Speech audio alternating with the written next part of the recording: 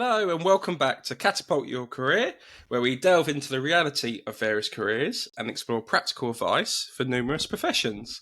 And this episode, we're delving into a new career, a new industry, and that is the world of Pilates. And I have none other than a good friend in Russ to talk all things Pilates. So thanks for coming, Russ. Hey, Michael, thank you very much for having me. Great, very excited to talk about this, of course.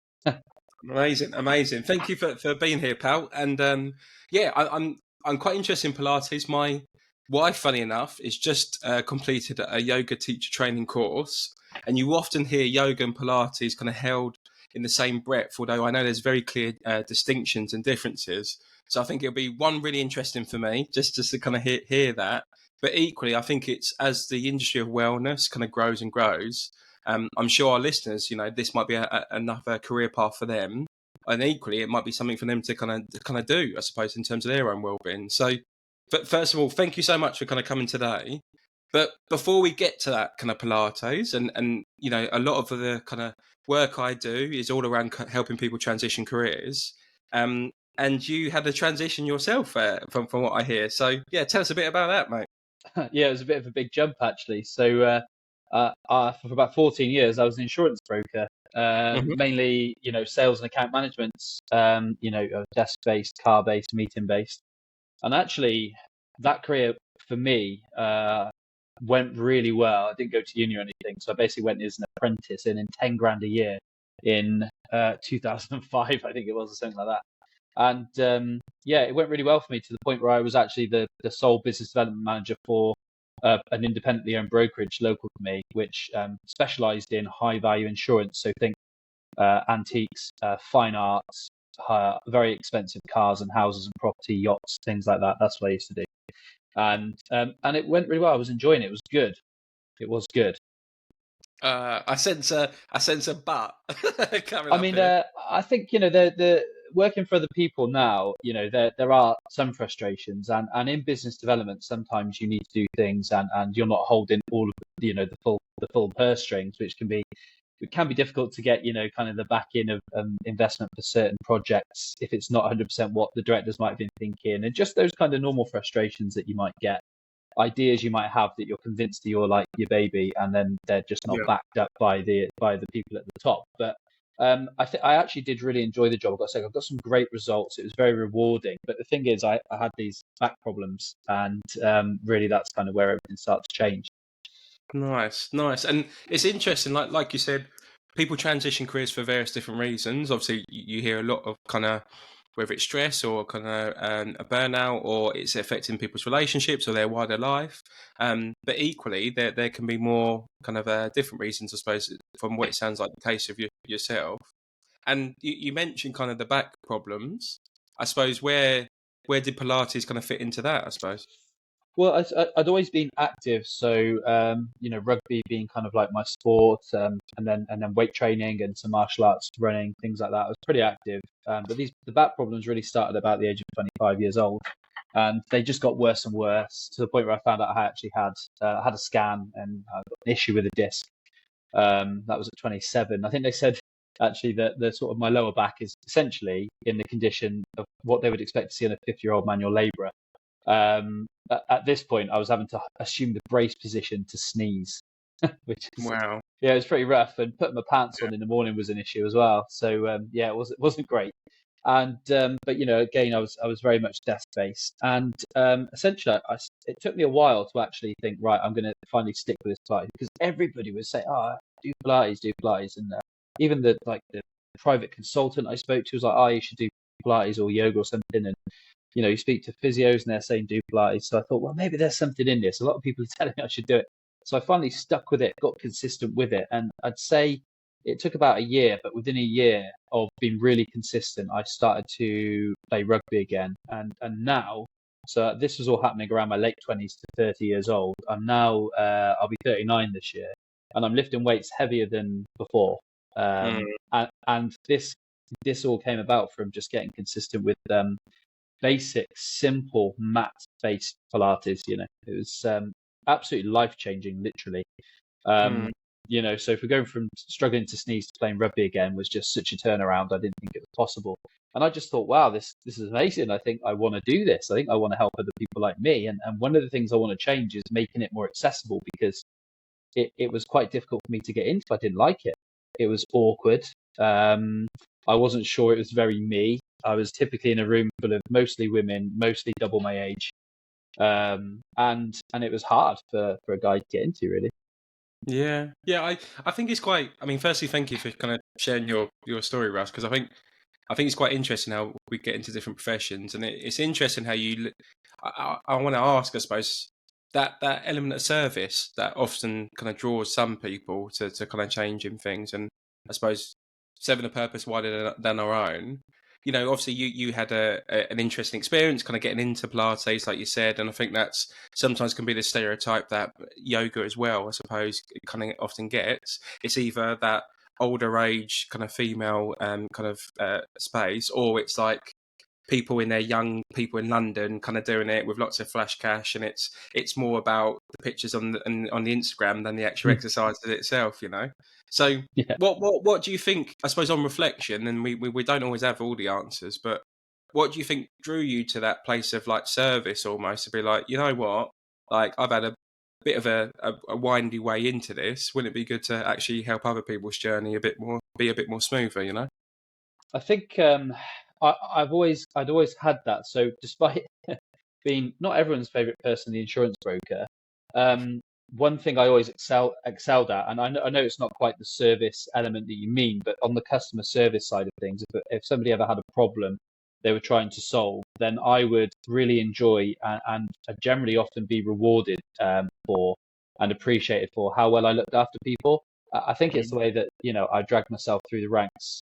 It wasn't from being the world's best salesman. It was more actually about really getting great feedback about looking after people. But I hadn't found my calling, right? Insurance was all right, and I enjoyed the dealing with people element of it. But people is kind of the thing that was always revolved. I've done a few other things in my life, kind of aside from the insurance, which was my main career, and it's always revolved around people. And then when this happened, it literally was like, well, this is like I can do my own thing. I can help as many people as I can possibly help, and I'll be working for myself and helping myself as well. But I never really dreamed that my income would probably match what would be available working in the insurance world. And that was obviously that has been turned upside down now, which is great. But yeah, it was it. I never thought the income I thought it would get to an okay level, but I never thought it would get to start to get towards a great level. It was more about having the impact and working for myself, and probably working a little bit less than I was doing as well. Having more control over that. So yeah, and then it did really just kind of evolve from there. But kind of service is like the number one thing, and for me it always was, even before Pilates. But now certainly it's all about serving my members. Yeah, yeah, and I mean, again, thank you for kind of sharing that, Russ. I suppose, and I think that's really insightful especially for the listeners to hear when they're thinking. They attach their own self identity and self worth to this career that they've built, whether it's 5, 10, 15 years. They've got the corner glass office, or they've got that X title, the partner, whatever it may be. To transition to something new is scary. Because some people tie a lot of their self worth to that title and to that Mm. role. But for you to not only make that transition, but then to be at a good financial level, which is important for a lot of us, including myself. I don't think it's something to be sniffed at. Finances, especially if you have a family, like yourself and I. You want to take care of that family, and that will often revolve around a level of kind of financial security. But your I suppose aspiration of everyone has an idea. A lot of people have an idea Sunday afternoon before they want to go into work, to be honest, about, maybe I could do this and I won't have to come in and do this job anymore. But I suppose take me more on that journey. I suppose you started with that idea, you had that light bulb moment. What happened from there? So I mean, it was you often people will tell you, if you don't just get on and do something, you'll never do it, or if you wait for the right time, it will never come. Yeah. I did this at the worst possible time. I did this the wrong way around in a way, but I was just very lucky, I think, as well. So what I mean by that is my other half had recently taken a 10 grand a year pay cut Hmm. to go back to a previous job, which was less stressful, much more lifestyle based, close to home, walking distance, flexi hours. Then we doubled our mortgage by buying a bigger house. Or actually, we did it the other way around. We bought the house and then she immediately then changed roles.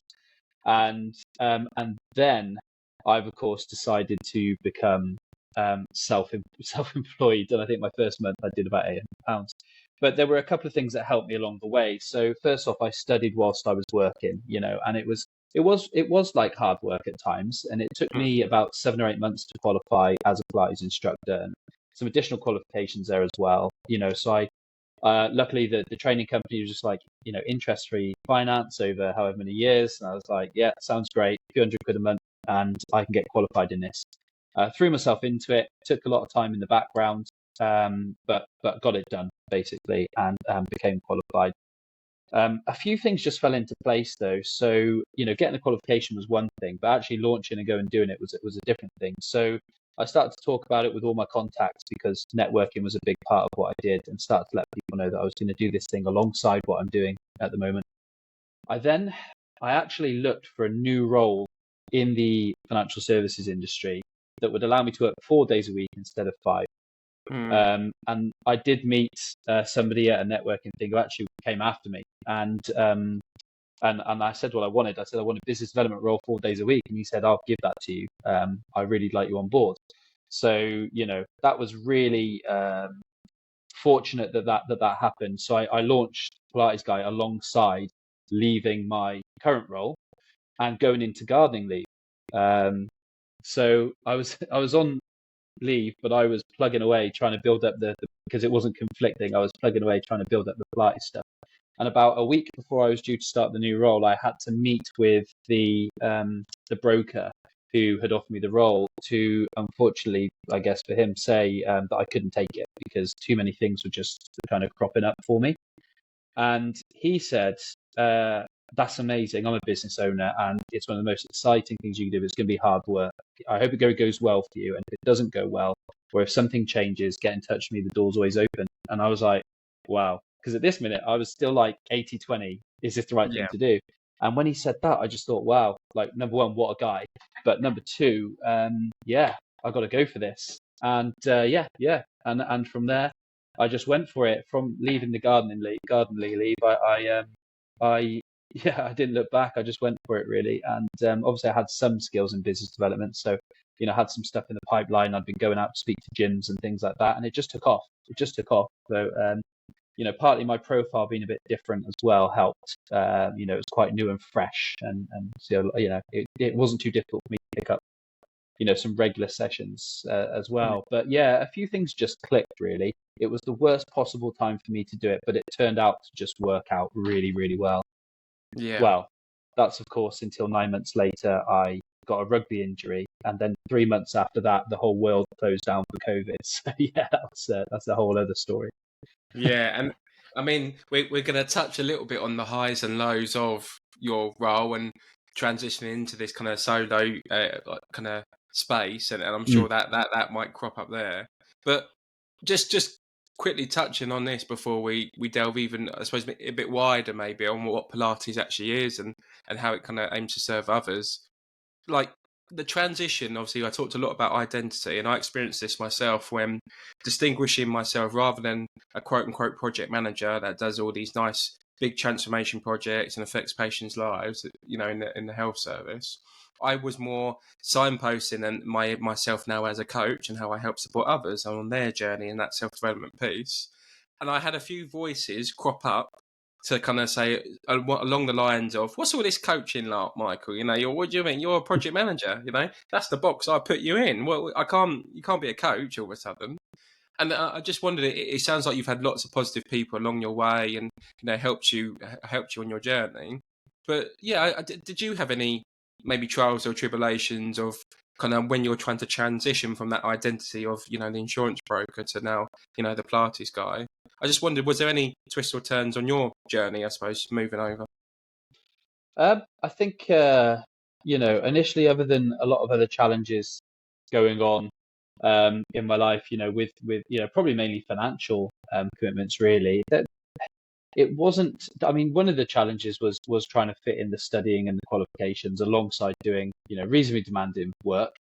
Um, I did find that things otherwise just fell into place for me, and perhaps I'm very fortunate in that. I mean, yeah, there were some challenges, and perhaps I am looking at it differently. There were some stresses and some challenges there, but in terms of just kind of like getting that qualification, starting to put myself out there, it went pretty smoothly, to be honest with you. I had enough confidence, I think, and in the back of my mind, I thought if it goes wrong, I'll just get another job. So yeah, I to begin with, it all went really, really well. I got very, very busy, very, very quickly. In terms of like identity, I actually, a lot of my work came through my existing networks that knew me as an insurance broker, right? This a totally different industry. Um, a lot of what I talk about though is the negative effects of working at a desk, and being a sedentary worker. And I used to talk about that a lot. And so in the circles that I was already in, everybody just clicked and was like, oh yeah, exercise that does reverses the effects of sitting at a desk. And pretty much everyone I knew was sat at a desk or in a car in a meeting. So, so that kind of helped as well. And in terms of my personality and identity, I pretty much was myself and continue to be myself. So I'm kind of like the same guy that was the insurance broker is now, except for I suppose maybe I'm a bit less formal, but aside from that, yeah, yeah, No, yeah. that's fair. That's fair. Identity wise, no, there wasn't really too many trials and tribulations with that. I just transplanted myself into doing slightly different things at work, and yeah, it's been great. It has been great. I've got to be honest, but yeah, there were trials and tribulations to come. That is for sure, and that's all just part Yeah. of it, I think. Yeah. And again, thank you for sharing that. I think, to be honest, I ask these questions because everyone's journey is different. But I think half the time that kind of stops us doing, taking the jump, like you said, not waiting for the best time to do something, is that fear. Mm. And a simple question is as simple as like, what is the best case scenario if I was to go down this path and take, kind of crack on with Pilates, and then equally, what would actually be the worst case scenario? Well, as you kind of verbalized there, the worst case scenario would be, yes, maybe you'd lose a tiny bit of money and, you would waste, for me, that you're never wasting time because it's an experience and you're learning things in itself, but you would Mm. waste the time pursuing that path. But then equally, you can just fall back on another job. I mean, you actually had a practical example of having a job to kind of fall back on, but with someone with your level of experience, and equally the listeners who are listening in who have 5, 10 years experience in whatever industry they have, there equally would be probably quite easy to find another role and kind of transition back into. So even in the worst case scenario, you've learned something about yourself. You've tried, you kind of done that itch. So for me, a key thing for me was if I was on my deathbed and I never tried the path which I've taken now, I would always kind of kick myself. So for me, whether I was going to be successful or fail, and I kind of say that in quotation markers because what really is success. But Hmm. if I never tried it, that would be the real failure for me because I always had that itch and I just wanted to know what would happen. Yeah. Um, and you took that path. I suppose you took that jump. Yeah, and I think although the guy said, if it ever doesn't work out, whatever else, please come back to me. And he had a small business, and a reasonably small business compared to some insurance brokers. But I guess in my mind, I didn't really think, oh, I've always got a job kind of lined up there. I know he wanted somebody on board, and that he would get somebody. Um, and so I did feel a little bit like, I've just got that to fall back on. I did kind of think, oh, this is a bit of a risk, this is a bit of a gamble. But Yeah, like you say, it was like now or never. And worst case scenario, the sooner I try, the sooner I know, and the sooner I can do something about it if I need to. And the insurance industry is an industry where it is quite easy to find kind of work again. And I think a lot of businesses would understand if you said, oh, I tried to do this thing by myself. Hey, it didn't work out, but I'm really, I only left because of this whole story about my back. Come on, take me yeah, back. And I had a lot of good connections, good relationships. So I did have some confidence I could just get another job. Or like yeah, worst case scenario, I'd go and run a bar or something because I yeah, did it when I was young. So it could be, that I just feel like I would be fine. Um, yeah, and I just needed to give it long enough to have a go. And yeah, as I say, it did work out. There was one thing you said as well about, um, and it's just escaped me now because I really wanted to like really kind of back what you were saying um, about. No, it's completely gone from my mind. I'll think of it. Is it? I'll think of it later on. It was a really really good point, and I think it'd be really valuable for anybody thinking about taking the plunge actually. But the other Yeah, thing I'd say is I do. It sounds a little bit like some people believe in like the stars aligning in the universe, and I'm not too romantic about those that. But I really feel like I was pushed in this direction due to kind of like the back ailments and everything else. I do almost feel like I've been pushed in this direction and mm, that is one thing I kind of did start to feel like just things clicked and I sometimes think, oh, if I'd never had back pain I wouldn't be doing this, and like in a way I'm grateful for the fact that I've had these back problems because I'm where I am with it now, which is crazy to yeah. say, but you know I don't know what I'd be doing if I hadn't gone for it. No, absolutely. I think sometimes challenges are sent to us for to kind of to kind of be a catalyst and for us to take action. And a big one for me, my various things happened. This wasn't the only one. It wasn't a silver bullet, but one of the big things was my dad receiving a diagnosis of Alzheimer's. Oh And wow. that really shook my life up. I'm still relatively young in the grand scheme of things, and he was still relatively young. 74. Is still relatively young, especially the time and a time we're living in this kind of modern day. And I always say it's not a case of living life like it's your last day. I don't quite kind of buy into that, but that experience, forces you to reflect on everything in life and does teach you that life is sacred. And if it wasn't for that, thankfully I amazing years in my younger years with my kind of dad. But if it wasn't for that catalyst, who's to say what my path would be now? Just like you. Yeah, well, sorry to hear that as well, and that's tough. But yeah, absolutely, these things do happen, and spur us on. I think to a Yeah. certain extent, they've got to because the alternative isn't great. You can't give up. So No, absolutely, and that I think I can tell from yourself, and definitely in my own nature. You know, giving up is just not an option, and for me, failure is only achieved when you give up. If you fail at something, that's when you just haven't tried. If something doesn't work out, it's just an opportunity to try and learn from that kind of failure per se, and kind of yeah, implement something new. I think But that was actually when you spoke a while ago about talking about failure and what is failure, what is success. That mm, really hits the nail on the head to me because I had an initial idea of what success would look like, and that was being able to pay the bills and have a bit left over.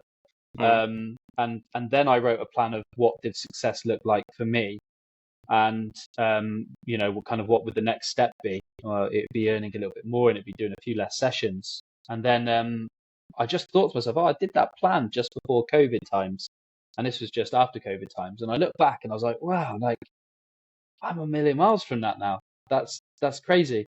mm, And I still don't feel successful now. I don't feel successful now. But I look back to a new plan that I made after that one, probably about a year ago, and I'm there now. Like I'm just past that. I've just passed that milestone again, and yeah. So this has happened a few times now, where I'm like, well, this is what success looks like to me. And it's like, well, I'm past that now, but I still don't feel successful. yeah, And I guess everything just continues to evolve. And I guess if you feel like you'd made it, you'd stop, or you just you try and just tick over. If you felt, oh, I've made it now, you just keep doing the same things, and then nothing would change. So I guess you've got to kind of I know it sounds again a bit romantic, but you you've got to enjoy the process and the journey. You've got to kind of really enjoy it, yeah. that process and the journey, or you may never actually be happy if you don't just enjoy doing it. You know? Exactly, and that was exactly going to be my. I was going to have a slight pushback, a slight challenge, I suppose, on what you said, but I think that last phrase kind of nailed it in terms of Ali Abdul is I suppose more famously quoted as like journey before destination, and Mm, that's exactly the kind of enjoying the process.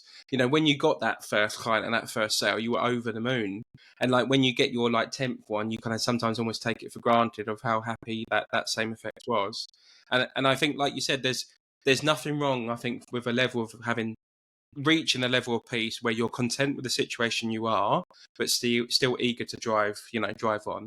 Because to stay still and stay stagnant, that is where things go wrong. Growth, whether it's learning mentally, physically, whatever, spiritually, whatever kind of speaks to you. For me, that is what life is all about. It's all about forward motion, but getting that balance of being content in your current situation, but still eager to drive for more. I think is that perfect little point for people to aspire to. Yeah, But for sure. Um, definitely. and going wider now, I suppose we kind of talked a real good bit about your background and the kind of the challenges and some of the things you experienced, I suppose, on the way. As we start to look at where you are now and to kind of start to paint a picture on that, I suppose the obvious first question is what is Pilates? So yeah, it's Pilates is a roughly 100-year-old methodology of exercise, which was designed by a guy basically to correct and fix your physical fitness, your body basically. It was almost rehabilitative. It was created by a multi-sportsman, wrestling, boxing, skiing, diving German guy, in the sort of I mean, he created it as a method to kind of correct his own body really, and the effects of his environment and his life on his body. Then he ended up being in a POW camp. He was interned. He could be German. He was in the UK when the war broke out, and he was interned, but he was actually in the UK teaching the British police self-defense at the time. But yeah, he got put into an internment camp. He became a nurse, and as people were coming to the camp injured, soldiers and things like that, he was helping them recover with his methodology. And roll on, to the modern day, and it's very much ladies in lycra. So I kind of have in my back of my head when I launched Pilates Guy, it's like I'm going to try and be a bit more, not, I wouldn't say back to its roots because I can't compare myself to Joseph Pilates, but I wanted to make it that more approachable. This will help sort you out if you've got various things going on. But yeah, it's in its most simple form, it's you don't use any equipment, you don't even need a mat really, and it's just bodyweight exercises, and it's gradually been able to do more and more different various exercises of challenge with your body, and some of them are, even now I find extremely challenging. And then you can progress on to things like Reformer Pilates, which is formed on a piece of apparatus, which is a big chunky bit of equipment, which is great. It's good fun and it's challenging. It's just a little unnecessary, and if you're going to do that, I think you should also back it up with mat Pilates, because you go on holiday for a month, no reformers in sight, you don't just stop, right? So you keep going, and you can do it anywhere, anytime. You can do it in 5 minutes, some of it in five. You could do a 5-minute thing if you're in a short on time and need to get going in the morning. It's powerful. It's really powerful, and it solves a lot of problems with mobility, flexibility, strength, whole body strength, not just core strength, which is what everyone talks about Pilates, but full body strengthening as well.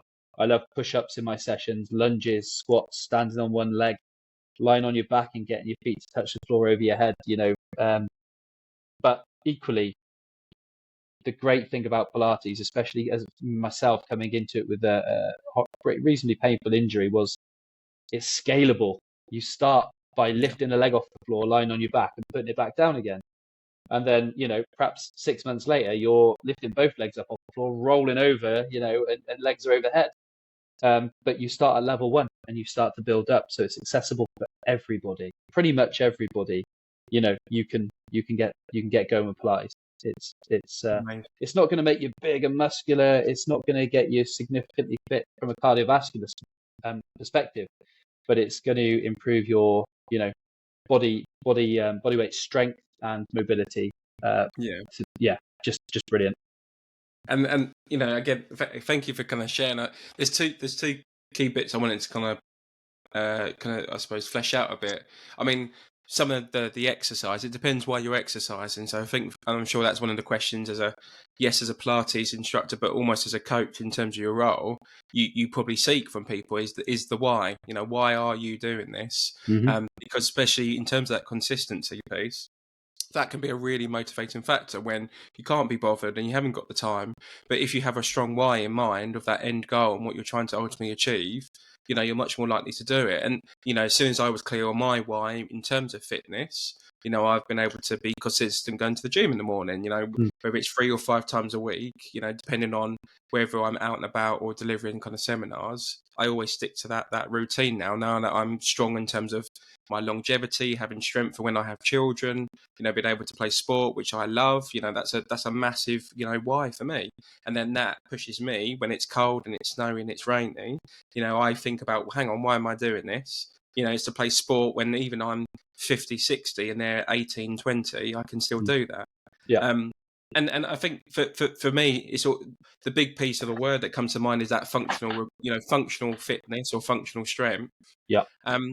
Which allows you, it's not, allows you to do anything in any day, Yeah, absolutely. And it's very, very important. I mean, Pilates is kind of like a foundational exercise method that's going to help everything that you do. So as I said, my strength training is better than before. I've beaten my 23-year-old injury-free self. I mean, since then I've had several surgeries from rugby, dislocation, and the back pain, and aside from some concussions and whiplash. But it's helped me go back to the sport, and the weight training is. My mobility now at almost 40 is significantly better than my 16 years ago. I can move better. I can do different ridiculous things with my body now, in comparison to my 23-year-old self. It's crazy, and it's all through Pilates, which is it's that functional element. It's Exactly. yeah. And just quickly on the differences just between yoga and Pilates, just for people's clarity. And again, if they're looking to either use it as a tool for them personally or looking to enter the wellness space as a career or industry, as their kind of new role, what would you define as the clear differences between kind of yoga and Pilates? I mean, there's some clear differences and there's some grey areas. So there's some similarities. It's easier to talk about the similarities first. We don't wear shoes, and it's on a mat. And then I do believe Joseph Pilates probably looked at some of yoga and thought, that's good. We'll do a bit of that, and we'll do a bit of that. But fundamentally, it's kind of different. We work to a few principles, and there's really, depending on which instructor you speak to, there's different numbers of principles, but there's 7 that I work to, and they are control, which means moving your body with control. That might mean if you're lying on your back, moving your legs around, you're also controlling the rest of your body, keeping it still. And again, precision comes into that. So keeping good alignment as well as the limbs moving with control, which is kind of finer motor and proprioception is going to help with that. So that's your control and your precision. You've got centering, which is to do with, partly it's to do with your core, using your core all the time, which is where we generate power from, our strength, a lot of our strength from, stability from, but also, kind of getting that mind-body connection as well. In Pilates, that really means just being very focused on your body and your movement and your breathing. Breathing is another principle, which we do some focused, very deep kind of breathing throughout a class, and it kind of sets your tempo and helps you with your focus as well.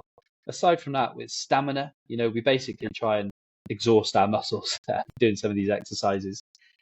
We've got flow, which really means we kind of flow through an exercise and through the levels if we're going up the levels to a release stretch, and then back in, we go into the next exercise.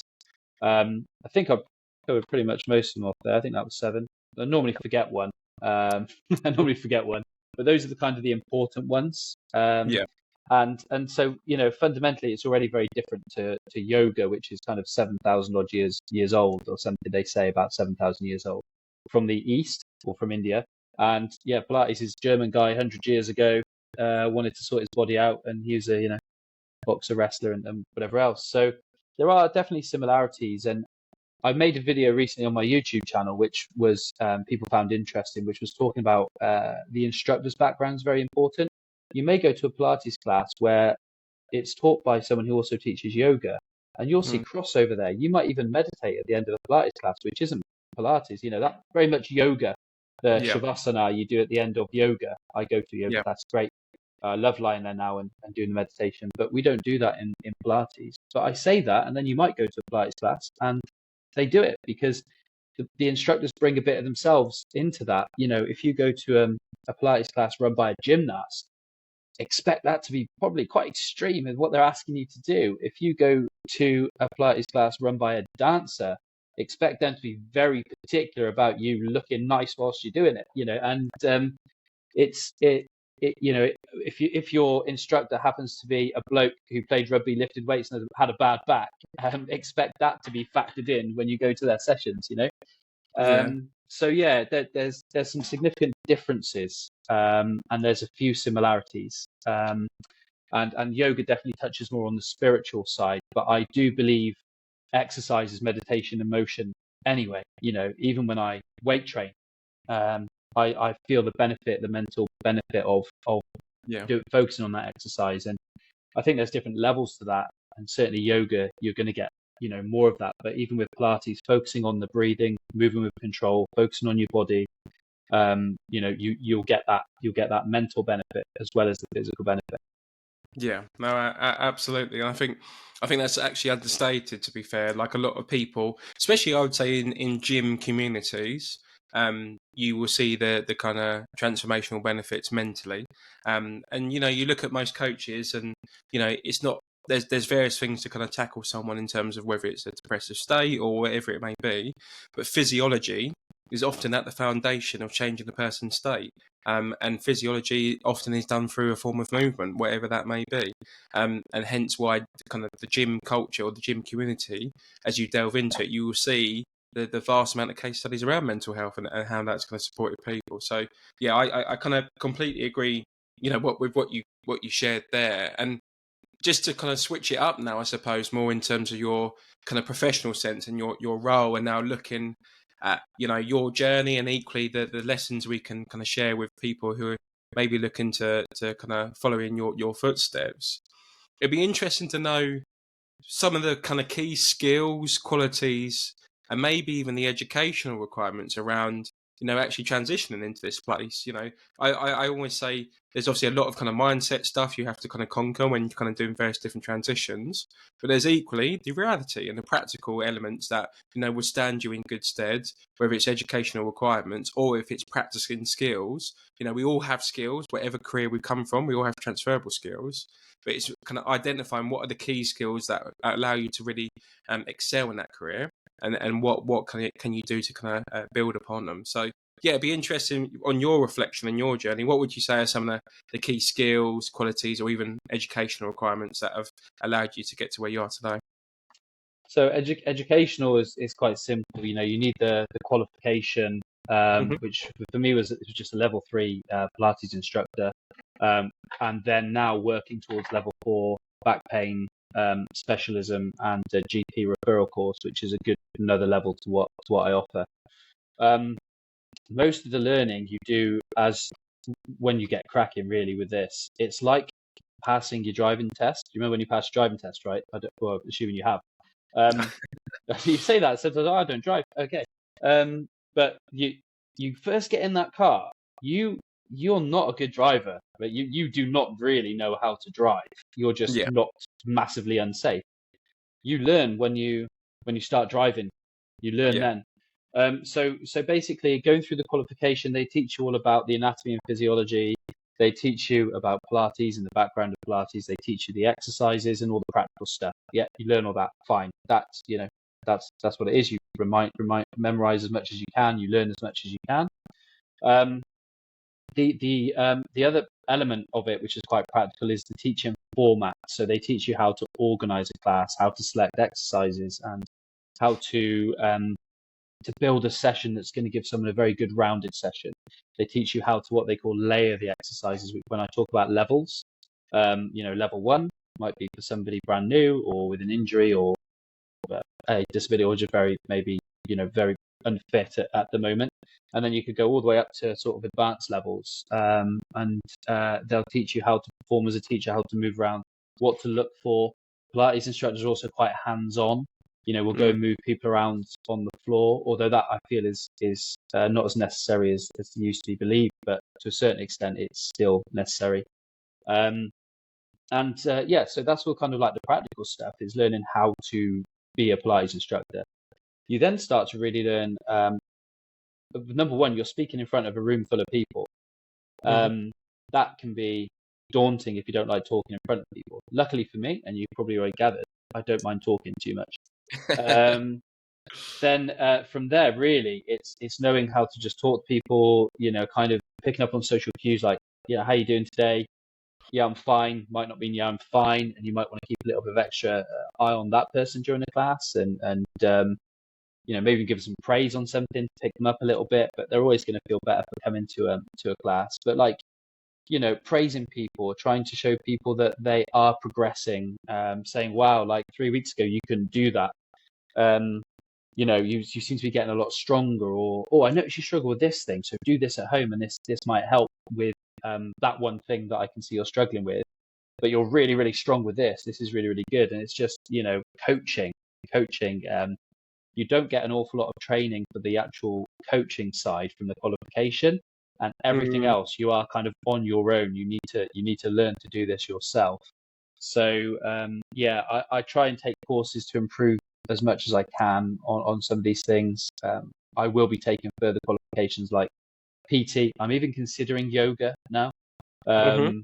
But for me at the moment, it's the GP refill the back pain and PT.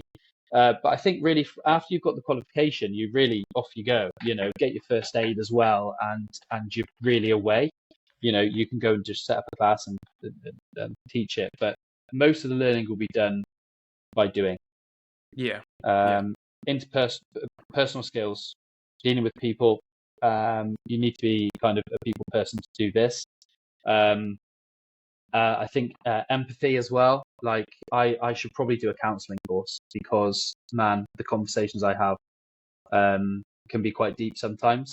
I don't know why, but people open up to me. I guess other instructors as well. People open up Mm. on all sorts of things about the stuff they've got going on. Mm. Um, Within my membership, I do go beyond Pilates, so I do talk a lot about health and well-being, and I talk about the effects of stress and sleep and hydration, nutrition as well. Do a little bit of weight management coaching, and I guess that makes people open up a little bit as well, because you're talking about it, so they're willing to talk about it. But yeah, there's a whole load of skills that you will learn by doing them, and then by trying to learn more about those things when you Yeah. realize you maybe have a skill gap. I had a lot of skill gaps that I needed to improve on. So Yeah. yeah. And I suppose on that skill gap piece, I mean, I always say this, like, for me, perfect, I should say, doesn't exist. And Hmm. like, you've had skill gaps now, you had skill gaps in the past, and no doubt you have skill gaps in the future. Yeah. You're always like, almost like an onion, like, unraveling layers of yourself and understanding, getting greater self-awareness on your areas of development and your areas of strength, and kind of working accordingly. And for me, the key message I took out of that, and I hope people who are listening take out as well, is that the simplest and hardest thing to do first and foremost is to get started. Yeah. And then once you Yeah. get started, you can then get good, and whatever good looks for Absolutely you, that. you Absolutely know? that. I remember the first class I taught of my own, not in a gym setting, and I think it was rubbish. It probably wasn't, but I feel like it was rubbish. And I was also talking to a member of mine last week about how the first couple of months when I started, I was winging it. I was like doing the same exercises. I didn't have a plan. I had no exercise plan at all. Um, it was just total winging it. Sometimes my brain would be freezing. I'd be like, right, what am I going to do now? Um, Now I've got a system. I don't even have to think about it. It's just ready, plug and play. This is what we're doing today. I'll look at the room, look who's in it, and I'll go, right, well, these are the levels we're going for today then. Yeah, And yeah, I typically pitch at mixed ability anyway. At one point, I'd have been scared to try and get a mixed group to do an advanced exercise. Now I'm like, if you're not feeling good already, don't do this. If you're feeling good and ready, let's try and do this for fun. And some of them go for it, some of them don't. And yeah, I've never managed to demotivate anybody by bringing that in. But, these are things I would never have dreamed of when I first started. The the systems, you just build them yourself over time. The skills, you build them over time.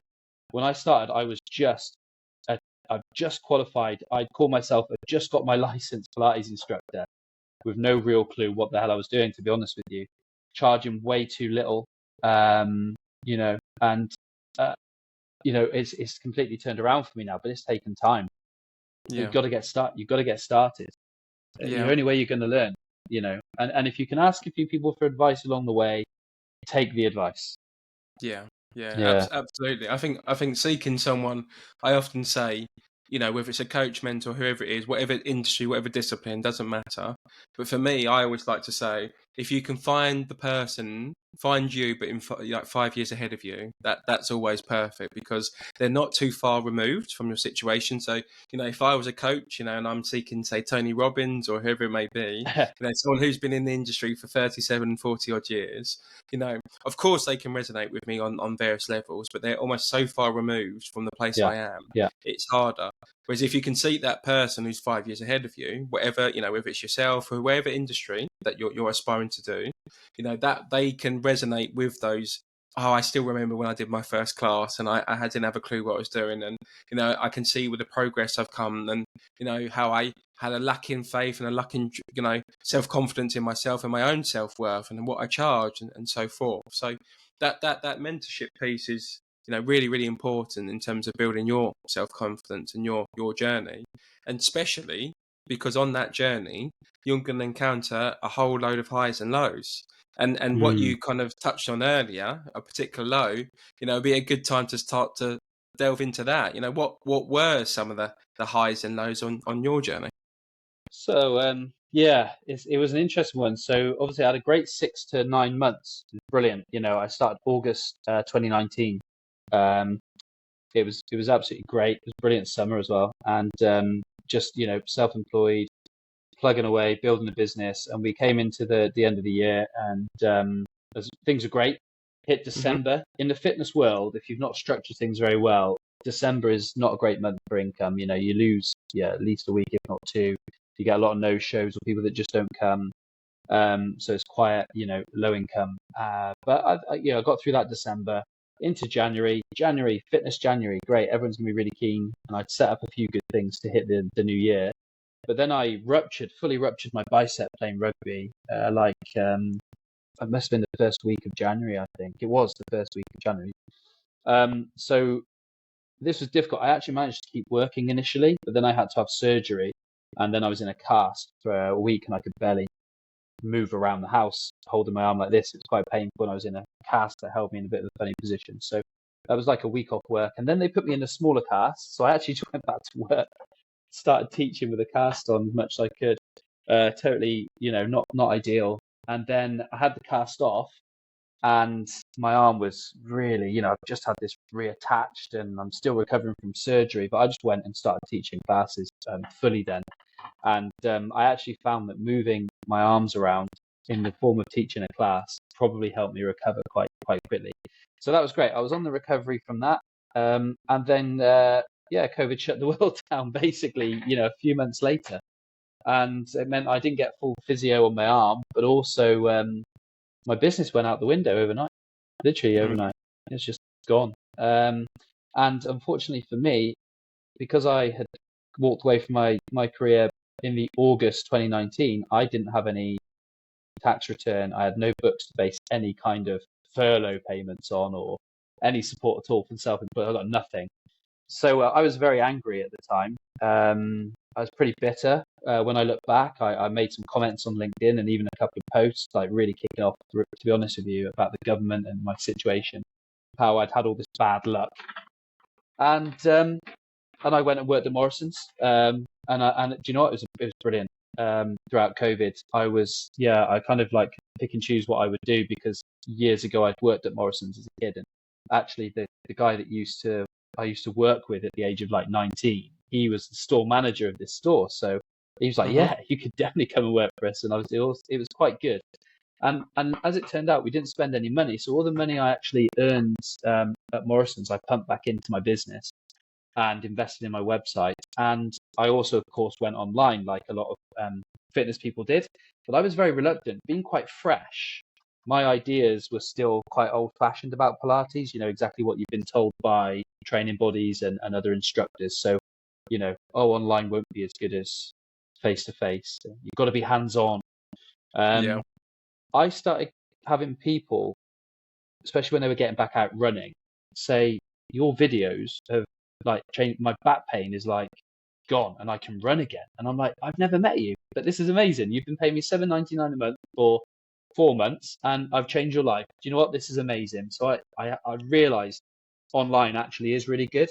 Unfortunately for me, I missed the boat on the people that went all in on online during COVID have done very, very well financially.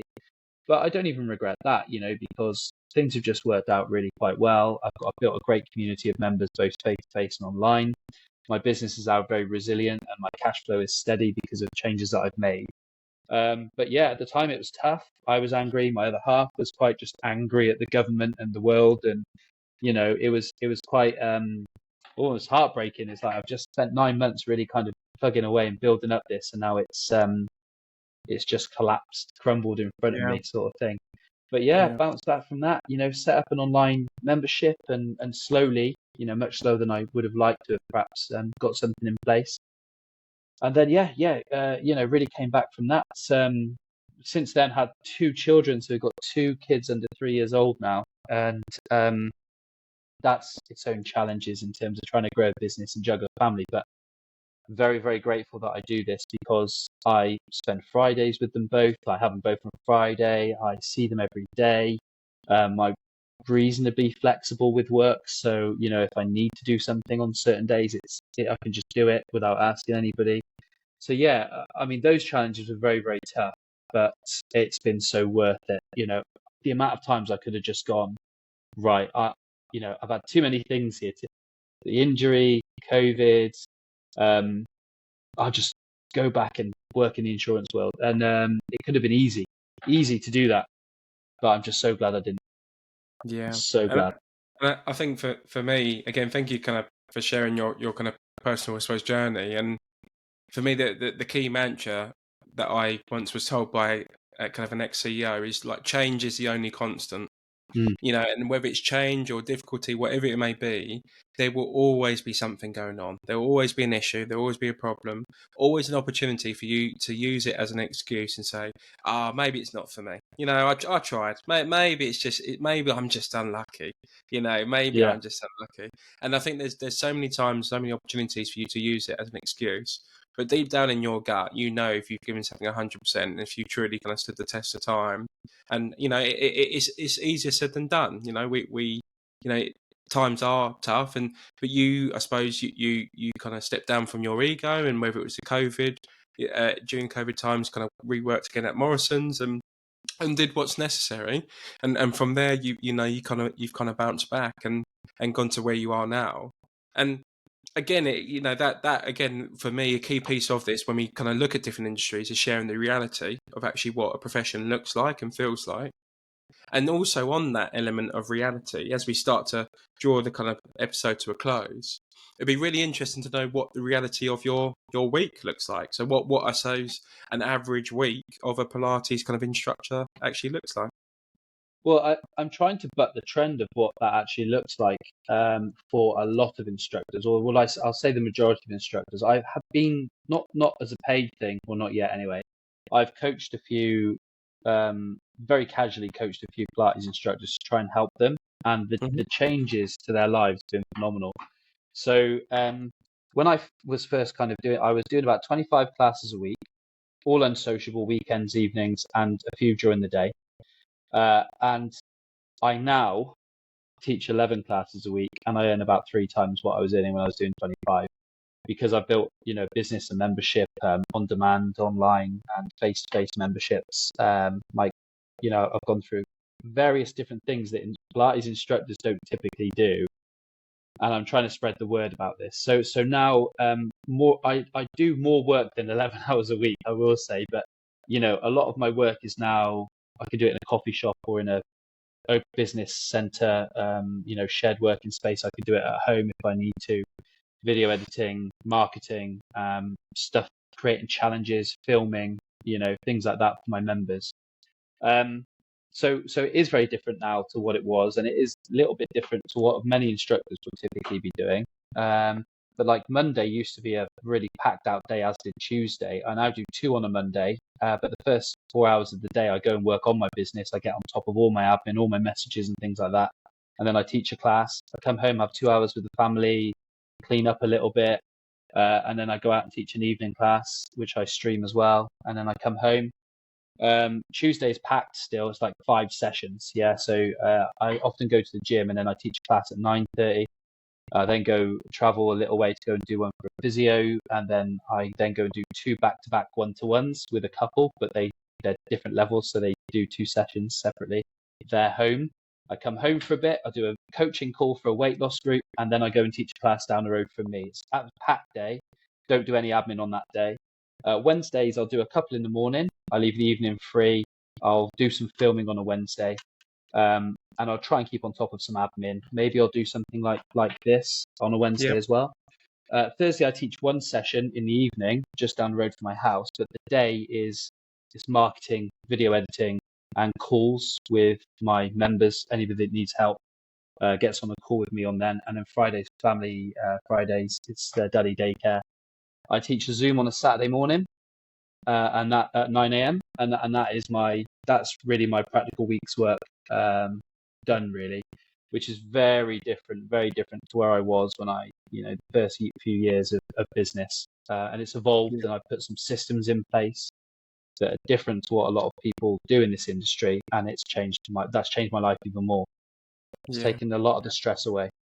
And again, I mean, and again, thank you for sharing the journey, because I think it's good to know what, like you said, the norm is perhaps for most kind of Pilates instructors, but also the whole point of this podcast again is to learn lessons from people who've walked the journey already, and hopefully try to implement them again in your own transition. So yes, that's the norm, and you were kind of quite close to that, but with your time and your experiences, you've kind of changed and implemented structures and systems to allow you to work not just as another job, but as you to work as a business, which is incredibly important as a entrepreneur and working for yourself. So again, thank you for kind of sharing the reality, I suppose, behind it. And my kind of final question to kind of for us to ponder on, you've had this journey, you've done insurance for 10 plus years, you've had the back pain, all of these kind of reflections that you've shared in the past, near hour. I suppose if you were to speak to that younger Russ, pre-insurance and pre this kind of career and pre the trials and tribulations of life, I suppose what would your advice be to that younger Russ? In a way, in feeling like life has pushed me in this direction, I'd almost say just go with it, because it'll turn out fine. It's still, doing me wrong, I don't feel like I've anywhere near made it. It's still stressful, and I've still got big plans that I'm frustrated to try and work towards. But I think when I was 20, I actually wanted to become a PT, and it cost about $2,000 then, I think 1,800 quid, and I thought I can't afford that. And I just decided not to do it. And I think in a way, I would go back to that 20-year-old self and be like, just stick it on interest-free finance and don't go out as often, and just go and do it now. And I think that could have been one of the pieces of advice I'd given to myself, just like the right time thing again. Well, that could have been the right time then, but I do feel like my life would have been very different if I did that, and I don't think I'd want to change. I don't think I'd want to risk changing anything. If I had a time machine, maybe I'd go back and tell myself like some of the lottery numbers, but that'd be about it. There's not an awful lot I'd change. I think the things that I think it would be, do not wait for the right time to do something. So like if it's the right time, just go and do it now, and just learn as you go. Just get going, and everything else will just come in time. I think one thing that I didn't do until just into COVID, actually, I think it was the November, is I signed up to Robin Waite's program, which of course you're part of as well. And that was the first coach I ever paid. That was a big step for me. And that definitely changed my thinking about how I was doing things, and had a massive impact on what I do now, and huge positive impact on my business was learning from a coach. And yeah, so I think just doing it, there won't be a right time. Just get on with it, get started, and get some advice from somebody who can kind of help you take those next steps and start to improve things as you go. Um, aside from that, yeah, it does help to get some know-how from so if you're looking at doing something, finding somebody those few years ahead, say how did you do it, what do I need to think about? It's great shout. It's Yeah, powerful, but really just get started.